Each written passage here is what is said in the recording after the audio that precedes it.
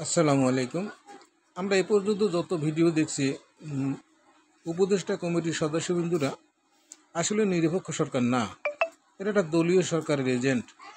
তার কারণে যদি 5ই আগস্ট প্রথম দিনই তারা আলোচনা করছেন ম্যাডাম খালেদা জিয়াকে মুক্তির জন্য, তারা তাকে মুক্ত করছেন এবং তারেক রহমানকে দেশে আনছেন এবং লুৎফর রহমান বাবর যে 10টার এক মামলার সাথে জড়িত, সেই মামলায় তার সাজাপ্রাপ্ত আসামি তাকে মুক্তি করছেন।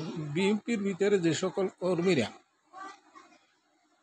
মামলায় বহু অন্যায় অপরাধের সাথে জড়িত আসামিরা জেলে ছিলেন, তাদের মুক্তির জন্যই এই তাদের নবকৌশল।